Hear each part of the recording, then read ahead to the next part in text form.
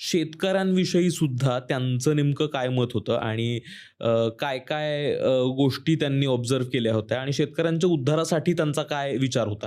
अनेक अंगांनी ते शेतकऱ्याच्या आसूडमधनं वेगवेगळ्या शेतकऱ्याच्या आयुष्यामधल्या त्रासदायक ज्या गोष्टी आहेत त्याच्याबद्दल भाष्य करतात. आणि त्यामध्ये हा जो 1873चा दुष्काळ मी म्हणाले, तर कशी अनेक अंगांनी शेतकरी नाडले जात आहेत, की एकीकडे सरकार कायदे असे विचित्र करत आहे की मोजणी करून शेतसारा जो भरला जातो त्याचे रेट्स त्या ऑफिसरनी ज्या पद्धतीने जमिनीचं असेसमेंट म्हणतो ना आपण टॅक्ससाठीचं, तर ती जी पाहणी करून त्यांनी कराची निश्चिती केली होती ती अन्यायकारक होती. ही एक गोष्ट. दुसरं असं की जेव्हा शेतकरी सावकाराकडनं कर्ज घेतो आणि नंतर तो ते फेडू समजा शकला नाही, तर सावकार काय करू शकतो, तर या काळामध्ये असं होतं की सावकार शेतकऱ्याची बैलजोडी पण घेऊन जाऊ शकतो जप्त करून, नांगर पण घेऊन जाऊ शकतो. म्हणजे त्याची जी उत्पादन करण्याची साधनं आहेत तीच जर त्यांनी जप्त केली तर पुढे तो काय उत्पादन करेल.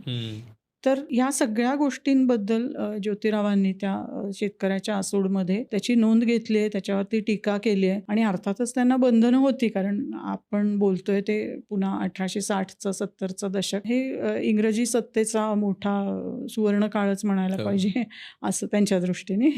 तर असं तो काळ असल्यामुळे उघडपणे खूप टीका त्यांना करता येतही नाही, पण तरी सुद्धा ते त्या दयनीय स्थितीचं चित्रण करतात. आणि इव्हेंच्युअली त्याचा परिणाम असा होतो की त्या असेसमेंट बद्दल सरकारला पुनर्विचार करावा लागतो. आणि जो दुष्काळ विषयक कायदा नंतर आला, तर त्या कायद्यामध्ये ह्या गोष्टीवरती बंदी घातली गेली की शेतकऱ्याची जी उत्पादनाची साधने आहेत ती जप्त नाही करता येणार. त्यामुळे असा धोरणविषयक प्रभाव टाकणारं लिखाण फुल्यांचं होतं की योग्य पद्धतीने ते मांडलं जाणं आणि योग्य कानांवरती ते पडणं धोरणकर्त्यांपर्यंत, ही पण महत्वाची गोष्ट आहे. तो त्यांनी केला म्हणजे विचार.